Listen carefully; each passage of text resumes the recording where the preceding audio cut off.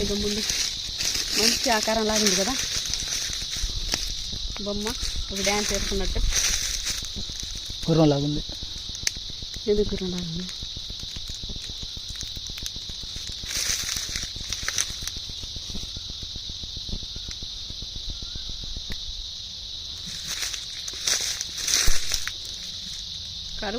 కరువులో ఉన్నాం.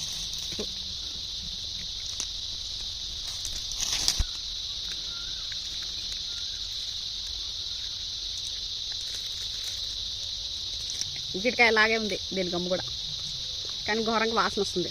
ఇంత గమ్ము ఇగో ఇక్కడ పడుతుంది, కింద కూడా చాలా పడింది.